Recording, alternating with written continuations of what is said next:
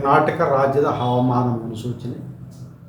ನಾನು CS ಪಾಟೀಲ್, ವಿಜ್ಞಾನಿ, ಭಾರತೀಯ ಹವಾಮಾನ ಇಲಾಖೆ, ಬೆಂಗಳೂರು. ನಾನು ಮುಂದಿನ 5 ದಿನಗಳವರೆಗೆ ನಿರೀಕ್ಷಿಸಬಹುದಾದ ಹವಾಮಾನದ ಮುನ್ಸೂಚನೆಯನ್ನು ವಿವರಿಸುತ್ತೇನೆ. ಇಂದು ಕರಾವಳಿ ಹಾಗೂ ದಕ್ಷಿಣ ಒಳನಾಡಿನಲ್ಲಿ ವ್ಯಾಪಕವಾಗಿ ಮಳೆಯಾಗಿದ್ದು, ಉತ್ತರ ಒಳನಾಡಿನಲ್ಲಿ ಕೆಲವು ಕಡೆ ಮಾತ್ರ ಮಳೆಯಾಗಿದೆ. ಕರಾವಳಿಯಲ್ಲಿ ಹಾಗೂ ದಕ್ಷಿಣ ಒಳನಾಡಿನಲ್ಲಿ ಮಾನ್ಸೂನ್ ಚುರುಕಾಗಿದೆ. ಪ್ರಮುಖವಾಗಿ ಶೃಂಗೇರಿ, ಚಿಕ್ಕಮಗಳೂರು ಜಿಲ್ಲೆಯಲ್ಲಿ 19 ಸೆಂಟಿಮೀಟರ್ ಮಳೆಯಾಗಿದೆ. ಮಡಿಕೇರಿಯಲ್ಲಿ 18 ಸೆಂಟಿಮೀಟರ್, ಆಗುಂಬೆ, ಶಿವಮೊಗ್ಗ ಜಿಲ್ಲೆಯಲ್ಲಿ 18 ಸೆಂಟಿಮೀಟರ್ ಮಳೆಯಾಗಿದೆ.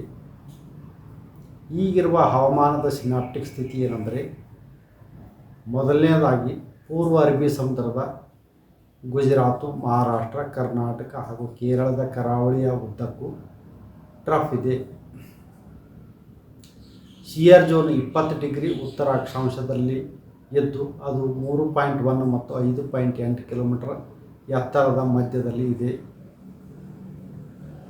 ಸುಮಾರು ಜುಲೈ 19ರಂದು ಬಂಗಾಳ ಉಪಸಾಗರದಲ್ಲಿ ವಾಯುಭಾರ ಕುಸಿತವಾಗುವ ಹೆಚ್ಚಿನ ಸಾಧ್ಯತೆ ಇದೆ.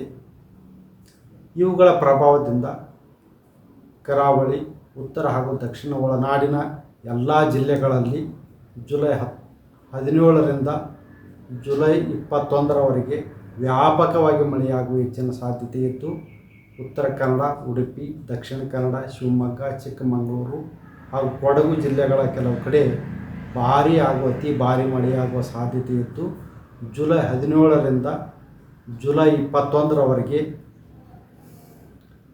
ಆರೆಂಜ್ ಅಲರ್ಟನ್ನು ಘೋಷಿಸಲಾಗಿದೆ. ಬೆಳಗಾವಿ ಹಾಗೂ ಹಾಸನ ಜಿಲ್ಲೆಗಳ ಕೆಲವು ಕಡೆ ಭಾರೀ ಮಳೆಯಾಗುವ ಸಾಧ್ಯತೆ ಇದ್ದು, ಜುಲೈ 17ರಿಂದ ಜುಲೈ 21ರವರೆಗೆ ಯೆಲ್ಲೋ ಅಲರ್ಟನ್ನು ಘೋಷಿಸಲಾಗಿದೆ. ಬೆಂಗಳೂರಿನಲ್ಲಿ ಜುಲೈ 17ರಿಂದ ಜುಲೈ 20ರವರೆಗೆ ಹಗುರದಿಂದ ಸಾಧಾರಣವಾಗಿ ಮಳೆಯಾಗುವ ಹೆಚ್ಚಿನ ಸಾಧ್ಯತೆ ಇದೆ.